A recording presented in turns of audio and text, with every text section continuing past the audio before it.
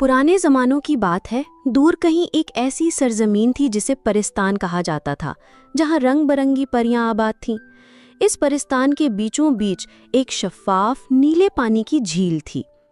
इसी झील के पास एक दिलकश परी रहती थी जिसका नाम लीरा था। लीरा की खूबसूरती की मिसाल देना मुश्किल था। उसके लंबे रेशमी चांदी जैसे चमकते बाल थे। उसकी आंखें बड़ी और दिलकश थीं। उसके हल्के गुलाबी परों में रोशनी की हल्की सी झलक आती तो यूं महसूस होता जैसे फूलों की नर्म पंखुड़ियां हवा में नाच रही हों। लीरा की सबसे करीबी दोस्तें रंग बरंगी तितलियां थीं, जो कि उसकी रहनुमाई करती थीं कि कहाँ सबसे मीठा रस मिल सकता है। लीरा अपने शीशे की बनी हुई छोटी सी बोतल लेकर उन फूलों से रस इकट्ठा करती थी। वो इस रस को अपने पार्लर ले जाती थी, जहाँ वो जादुई मेकअप प्रोडक्ट्स तैयार करती थी।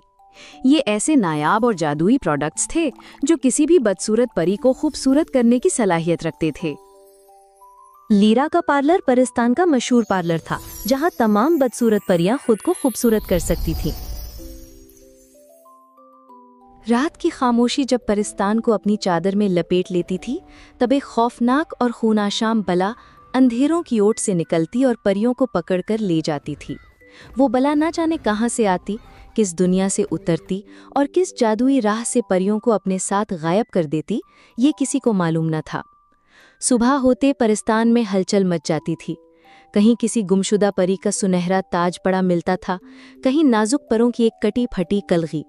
पर उस पुरस्रार बला की मौजूदगी का राज किसी के हाथ न आता था। परिस्तान की हुक्मरान मलिका एल्डोरिया हुस्नो जाओ जलाल का पैकर थी।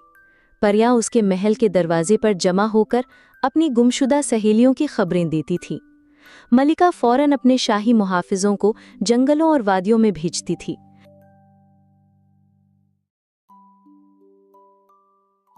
वो अंधेरे गार तक छांटते थे, मगर हर बार खाली हाथ लौटते थे। शाम के नारंगी सायों ने परिस्तान को एक ख्वाबनाक रंग दे रखा था। हल्की हवा में फूलों की खुशबू घुल रही थी। लीरा इस हसीन मंजर में खोई हुई थी। वो इतनी महव थी कि अपने मेकअप प्रोडक्ट्स के लिए